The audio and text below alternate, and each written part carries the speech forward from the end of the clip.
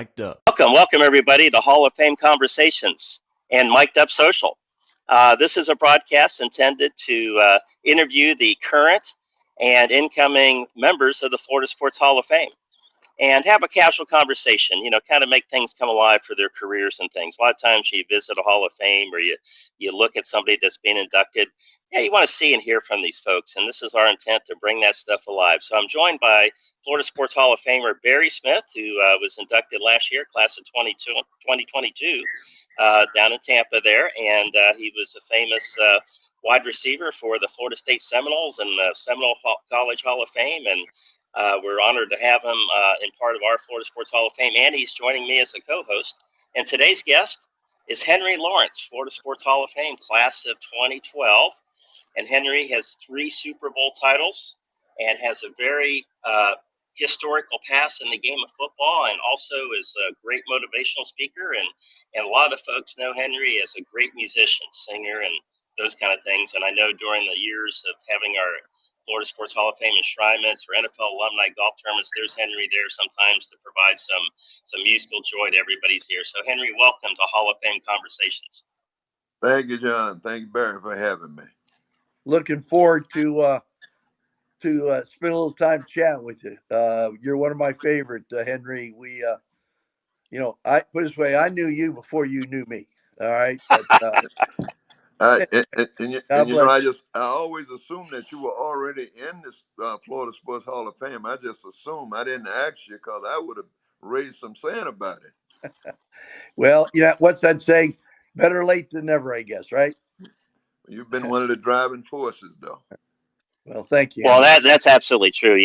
For our listeners out there and our viewers, that Barry has actually served as chairman, president of the Florida Sports Hall of Fame. Actually, revived the organization back in the early 2000s when the organization's lost its state funding and had to close down their museum in Lake City. And Barry and a group of businessmen in St. Petersburg and Tampa Bay area brought it back. And I think Barry was just trying to be too humble by not going into the Hall of Fame while he was the chairman. So he finally gave up the ghost and retired as chairman, and immediately we put him into the Florida Sports Hall of Fame. So we're excited to have him. And one of the fun things about this Mic'd Up Social broadcast here is it's an app. You can download it, and folks can ask questions. And later on in the broadcast, Henry, we actually have somebody that when they find out that it's going to be on Mic'd Up Social, we put it out there on all of our social media, and people can actually record questions in advance. So we've got a question for you coming down the road here during our broadcast. So I always like to start out with the first question, and it's probably the best way to do it. I mean, we don't do it justice in telling our viewers, listeners, who you are and what you're all about. But tell us a little bit about your sports background there. Tell us about, some of the things you've done in sports and those kind of things. Well, I started sports on the streets, out on the sidewalk and out in the field. And I started playing organized football in 9th grade. We were up north doing farm work, and we were allowed to, me and my brother, come back home and start practicing with the football team. So I practiced with the football team, but then Coach Willie Clemens started a freshman team. So I practice with the varsity, and I'd go down on Tuesdays and play the games with the freshman team.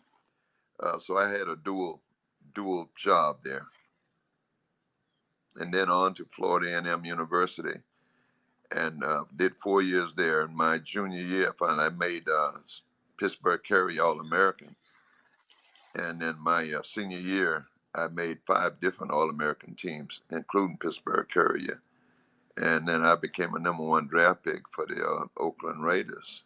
Coach John Madden called me himself. And I knew not much at all about NFL football. I just knew the Dolphins. I wanted to go to the Dolphins. And he said, "Oh, Henry Lawrence." And I said, "Yeah, this is Henry Lawrence." He said, "Well, this is John Madden. And we just drafted you in the first round with the Oakland Raiders." And I said, "Really?" And I screamed. I said, "Ah!" I screamed. And then they were on the other end while they were cracking up. I guess, man, this is a real country buck in here. And 2 hours later, I'm on a plane flying out to San Francisco to go to Oakland. and he pulled me in. We was at that Hyatt hotel across from the stadium, from the highway, and he set me down and remind me. Now I think about it, that Miller Lite commercial he used to do. You know, he bust through the paper, and he said, "Hey!" So he said, "Hey, where did you learn to pass protect like that? You look like you've been coached." And I didn't know what all that meant. But then I told him that's what my coach taught me. You know, I had up to that point I had two great coaches, which was Coach Jim Williams, who made Blake High School legendary back in the day, and he went on. He was coaching at Tampa my sophomore year, and he was the one of the defensive coaches there. And then he later came to Florida A&M that next spring. But I didn't realize what Coach Madden was implying, because during that time, you know, the theme in the NFL, the whole theme was that the black players from the black colleges, they hadn't been coached, and as a result, many guys didn't get drafted in the round that they should have, but then they also didn't get paid. And I found that out, you know, during the course of this journey. But Coach Madden, you know, was an intricate a part of my career, but not just my career, but my life, because from day one we connected, and he was like my other daddy, you know, and always until the time he left us. Hey, Henry, speaking of Madden, I think I read something somewhere that because you played in, I'm sure, well, you had to play in some college all-star games, and I can't remember which one that I was reading about, but I think Madden had actually traveled to see Too Tall Jones in practice. And To Mobile. that week of that all-star game, of course, you were going basically one-on-one against Too Tall Jones. And by the time he left, he goes, we don't care about Too Tall. I want Henry Lawrence. Okay. And so that's how that's why I found out you kind of got recognized by Madden, because obviously Madden was an offensive lineman type guy, and God bless, you know, what a huge impact to be drafted in the first round, baby. That was some big stuff back then. Yeah, it was that was something. But the thing was, he told me the story. But I said, during when they were getting ready to trying to draft, they're trying to figure out, well, who should we draft? And he said, well, you know, the best player, you know, we can't get him, can't have him. He said, I want that guy that can block him. Yep, I love it. I love it, Henry. I got to ask this question because I asked it of Greg Coleman. Okay, another FAMU grad and great and all that. John, you probably know where I'm going with this. Now, Henry was in Tallahassee basically around the same time that I was at Florida State. I think you might have been a year behind me, Yeah, but I come out 74. place. There was a place down on Gain Street that every now and then, it was time to go get maybe a cool beverage or to get a little dancing in. And it was a place called the Electric Eye. Electric guy. Did you ever go into that place, Henry? I actually helped me stay in shape. I go there and dance all night. I, I'm telling you, that place was epic, iconic. It was a lot of fun. Had lights everywhere. Yes, it was. The dance floor was just nuts. But all right, well, I had to ask that because that's always a fun deal. God bless you, man. Yep. But see, the thing you missed, Barry, see, we should have hooked up. 'Cause I kind of took you out in the country, in the woods, to the hole in the wall. Yeah. Well, that was about as country as I wanted to get because I grew up in Miami. All right, but it was a lot of fun. A lot of fun. Yeah, Henry, I'm just looking at your biography here, and one of the unique things that really pops out here is your membership in the Alpha Phi Alpha fraternity. 2010, you were the recipient of the Jesse Owens Achievement Award. That's pretty yes. cool. Tell us a little bit about that. Well, Jesse Owens was an Alpha Phi Alpha man. He was an Alpha, was the first college fraternity that was black college fraternity, and Jesse Owens was he was the epitome of an alpha man. He was a great athlete also, but he also was a giant in the world as an individual. Of course, Martin Luther King also was an alpha man. We had many great alpha men, and during that time, actually, most of the historically black colleges, most of the presidents had traditionally been alpha men. You know, it's not so much now, but yeah, it was a great decision, and actually, Greg and I, we pledged together.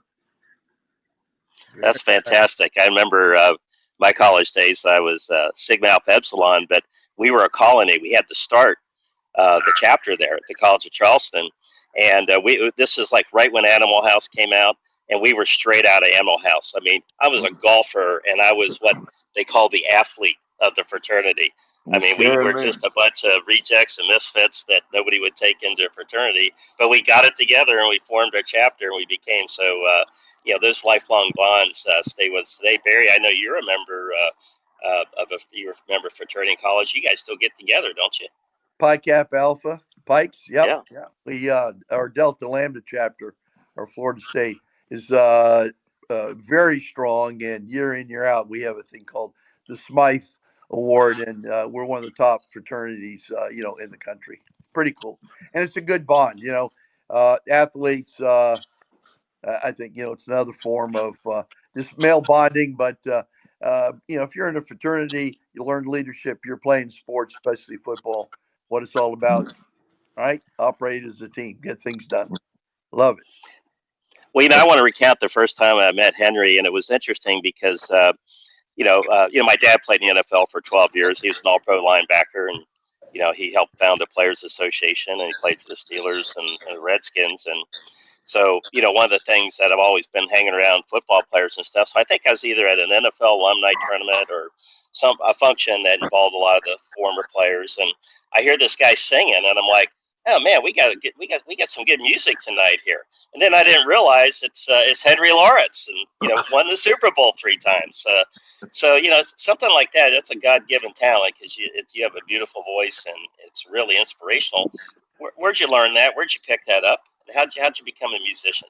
Just growing up, I grew up in that culture, in that environment, out in the fields. Doing migrant farm work. We sang at night. We'd walk down the road. We'd sing. We'd get the groups together, and then I'd perform. In the elementary school, I did my first play. It was a play on an island boat, and I did the Harry Better Funny. Every funny song, Dale, and that was my Wow. first public performance. But I grew up also in the church choir, and then the high school Ah, chorus, yeah. and did some theater in high school, and then also in college, and a couple of after college also.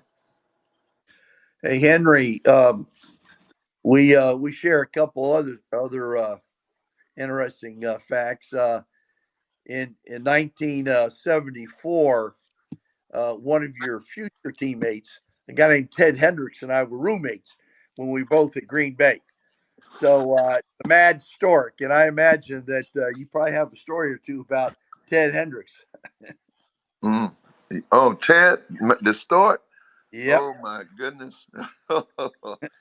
I got to tell you, he was one of the most brilliant athletes that I had ever known in my life. And between him and Dave Casper, which both of them I think were magnum cum laudes, but yep. they both were brilliant. Of course, Barry, you in that category also. Oh no, oh no, But yeah.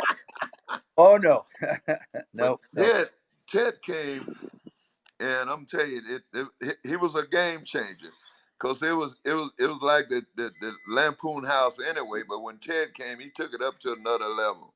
Absolutely, I tell you some of this stuff. We come to practice one day. He was up in Santa Rosa, and we come in. It was gated fence with wood around, and back on against the fence, there's some guys, a couple of guys sitting at a table with a canopy over, like a cocktail table at a restaurant, and they're sitting back there having a drink. So this is the kind of stuff these guys. did. And in one practice, we come in and we all practicing, and all of a sudden, this lady comes in riding on a horse in the nude. She rides the horse up. Everything stops. Everybody stopped, and no one said anything. They just looked, and she rode all the way around and around, and she came out, and then she rode out, and so they closed the gate, and everybody went back to work. Oh, Boy, but you guys had fun. What's amazing to me is that, the chemistry, football is, you got to have talent to win, but also having the right chemistry to bring that talent together. And I'll say the Raiders were an oddball group, but boy, you guys knew how to win. I'll say that. well, it was very interesting, and in many ways, at many times, it was very disappointing for me. Even before I became a starter, because everybody wants to play. If a guy don't want to be a starter and don't want to play, then I don't want him on my team. But Right. we had guys on my team. I had to wait 4 years. And John Bella got hurt, but he was a Right. guy that I adored because I don't want to offend anybody, but John Bella was one of the best pure pass protectors that I've saw, in my whole NFL career. And of course, no one recognized that, but he played against the best and he shut them down. But that was we played games that was frustrating because we were so with games we guys knew that we were going to run the ball to the left and they knew we was going to run the fullback, so they'd stack up over there. And I've had some differences with Stabler actually, with playing the game, and nobody is over to the right, man. Come on, run the counter, Yep. run, but we did okay.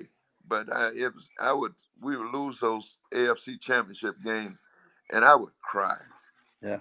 And my mom would call me because she knew and even during the season, if we lose a game, she'd call me. She said, "Oh, don't be getting all upset because of that game."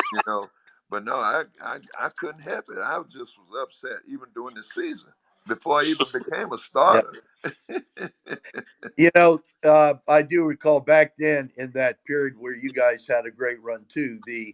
Your two probably biggest rivalries were the Miami Dolphins and the Pittsburgh Steelers, and those Yeah, those games were, I mean, a lot of fisticuffs. There was the blood would boil, and it was a lot of smacking going on right there. And there were some, if you want to say, I guess, hard feelings at the end of the game on some of those. it was. But you know what? Out the field, we all connected. I was just at the NFL players meeting last couple of weeks ago, and Robin Cole was there, and of Yep. course I was with Mel Blunt up at the Black College Football Hall of Fame. Yep. And I would make a comment. I said, yeah, I said he was a dirty player. But they were great players, and off the field, we all actually had some great time together, great respect for each other. You mentioned the historic Black College Football Hall of Fame, which you are a recent member, I believe. Is Yes, I right? was inducted in June.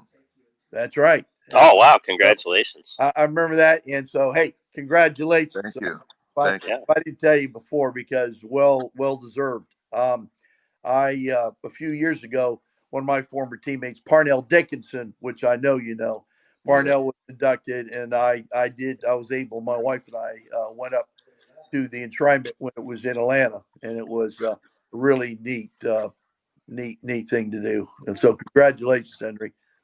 Thank you. Yep. Thank you. It's fantastic.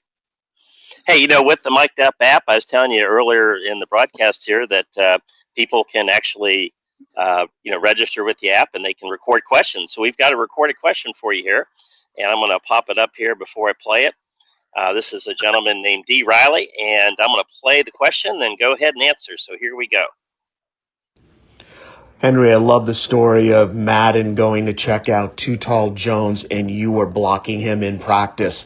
And he said, hey, I'm not going to be able to get Too Tall, but I'm getting Henry because he can block Ed Too Tall Jones. Incredible story. What do the Las Vegas Raiders need to do to get to the level of play of what the great Oakland Raiders of your time, Super Bowl champs, need to do? What are they lacking? Thanks. Wow, that's a that's a tough question for me to answer. But first of all, and ask you, are you related to Al Davis that owned the Raiders? You Well, you that's why we record the questions, because you can't follow up with them. That's for you sure. sound so much like Al Davis. Did you know that? Anybody ever told you that? Wait, Yeah. just so you know, Henry, this is a recorded question, so he can't respond. Oh, So, okay. Yeah, he reminded me because it made me think when he was brought me in the room at his office to cut me. He said, "Oh, wow, Henry, you're been a great Raider, and Carolina's going to be really upset, you know." And I said, "Oh, really?" You know. But I think that there's going to have to be a little bit more commitment there, um, and a lot of decisions seeing made that has to change, but also the offense a couple of weeks ago in that game where they had the 3-4 turnovers. I they just you gotta play the football. You can't play football and make all the errors, turnovers, and stuff. And then also don't get rid of any more all world players. You know that doggone Khalil Mack ate us up. The guy got an NFL sack record against us, but it, I think we may be getting back on the right track, but it's guys are not committed uh, like they should be, and they got the talent. They got the talent there to do it. Just better decisions, I think, gonna have to be made also. But I think that this win, a tough win like that, because they lost a couple that they shouldn't have. That a win like that can turn the attitudes around, and turn the team around, and I'm hoping that's what's going to happen. They're going to play and win like they should. well, it's got to be pretty distracting to play professional football in Las Vegas, of all the things. Just Oh, imagine your team playing in Las Vegas versus Oakland. Do you think there have been any other? And you didn't have social media that day, so a lot of things probably didn't come out. But could you imagine some of the characters on your team in Las Vegas today playing with the Raiders? Oh, I think a couple of may have been able to do it. Now I'll tell you, and I don't want to hump anybody, make nobody mad, so I won't. But that kid, what's his name, the defensive end.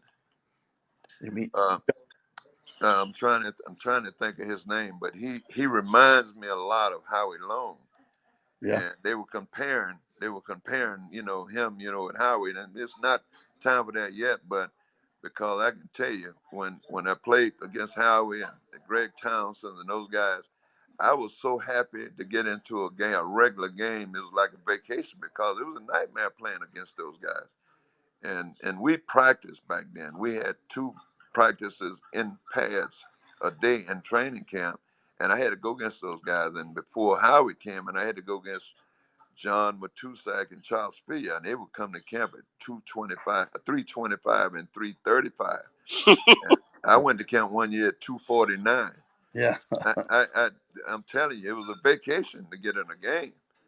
But I think they got some players that could do it. And of course, that's the rules now. You have to adjust to the rules. I've seen them do some stupid stuff like you don't hit the quarterback when he's running out of bounds and he's going out of bounds. If you got your momentum, then act like you're trying to grab him and hold him up. But that we lost a couple of games with some stupid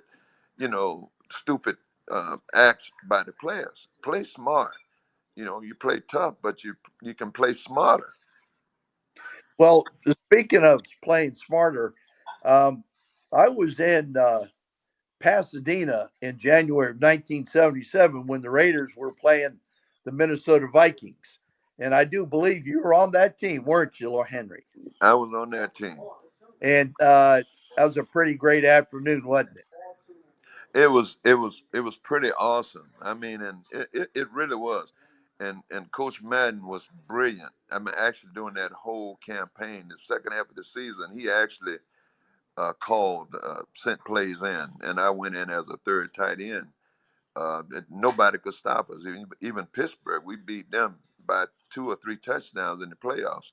and that's because they couldn't predict where we were going to run because Coach Madden called the plays. Now he gave us great game plans, and he was one of the greatest teachers that I experienced in my football career. But he was a big veteran coach, and he allowed his veteran players to do what they do. And he allowed his quarterbacks to do, and I think that sometimes to our detriment. But Coach Madden was brilliant, and he called the plays. He went in. He had me as we practiced a play where I'd go, and turn around and for the ball. And so we practiced. And they never threw me the ball. So shoot, well, they're not gonna throw me the ball because I was a receiver tight end in high school. And so we get in a game in the '76, and I got all my pads on, my everything on my arm and my gloves. And Stabler wasn't playing that game because we had tied the playoffs up. And he said, "Killer, you gonna be able to catch the ball?" I said, "Oh shoot, he ain't gonna throw it. They ain't gonna throw it, no huh." So we go in and we do the play, and I go in the end zone. I'm wide open, and I'm sitting there, and I look, and I think it might have been Mike Ray, David Hum, but anyway, he threw the ball, and I'm sitting there, and I'm thinking to myself, "Oh shit, he's throwing the ball." So I saw a picture of that when that ball got to me. Instead of my hand being like this to catch it, my hands were like this. Oh no. Oh, but yeah, it was some great times. I a little side story. So um, that was that year '76. I was with the Bucks, and obviously we were a very bad team. Anyway, one of your ex teammates, Bobby Moore, was playing with us. So Bobby had come from the Raiders, was with us. So a bunch of us Bobby were Moore out did. in, huh? Bobby Moore. Bobby Moore in the 1976 had been traded to the Buccaneers. He was Okay. not on the Raider. He was not on the Raider team that year. Okay. And, Harold Hart also. Harold Hart. yep. Yeah. Ace. I saw Harold this past week, and we had a Buccaneer creamsicle reunion. Okay. He's doing fine, by the way. I I'll tell saw him a you couple that. of weeks ago. So We were roommates. we're out in Vegas, and at a players convention, and the next week is the game in Pasadena, and of course we all want to go, and of course I'm going. I don't know if I really want to go, but if I could go to the victory party, then I would go. Well, Bobby goes, don't worry about it. If the Raiders win, you're with me. We'll get in because that would. Anyway, bottom line is Bobby Moore got us into, the Raiders victory party. I sat at Fred Biletnikoff's table, and James Garner was with us at the same time. And I got to tell you, the Raiders know how to do it, and it was party first class, big time all the way. Yeah, I performed. I performed at that party. Yep, yep.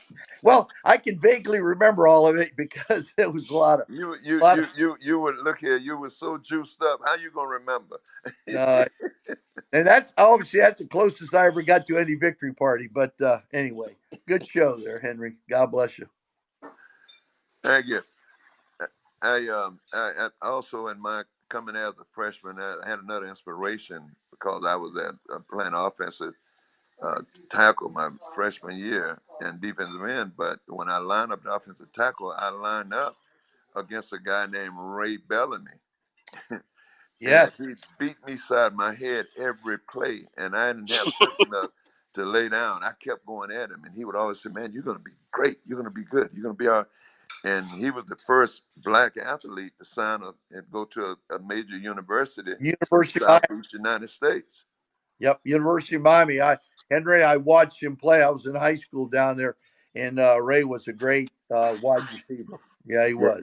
yeah, he was a great inspiration for Yep, me. He tried to get Miami to sign me. yeah. That was probably the days of Charlie Tate, and Charlie at the tail end he did not do a very good job. Mm. Well, we made it through the storm. Yep, yeah, you did. So, Henry, the first Super Bowl in Tampa was, I believe, the 83, 84 season or something Super like Bowl that. 18. Yep, yep. And there was a kid named Marcus Allen that had a really long run, but I do believe there was a guy named Henry Lawrence that kind of just wiped out, cleared the path on his cutback block. Well, I was a cleanup guy. It was a 17 Bob Treyo, and he was going over there, and it was a little congested back then. I always was a cleanup, to make sure that there was no leakage coming through on him. And he reversed field and came back behind me, and the rest was history. They say he ran a 4.840, but I guarantee you he was running a 4.445 on that run. Yeah, he was smoking it. Yep. Yeah, Cliff Branch came upfield and got a bump in for him. But we had 7 turnovers. They beat us in Washington that year. We had 7 turnovers in that game. Wow. And they, we only lost by, I think it was 2 or 3 points. And man, they were walking around like they own the world. And of course, Florida and Tampa, they adopted them, so we were the scapegoats. And we were hanging out with those guys, and they had their nose turned up in the air, like, yeah, guys, y'all ain't nothing. So we were inspired. Paybacks were hell. Yes, sir. So Henry, I know your nickname was Killer, but I do believe that it wasn't all because of your athletic talents on the football field. That was it. The coach I told you that started the freshman football team, named that in the yearbook. He was over the yearbook.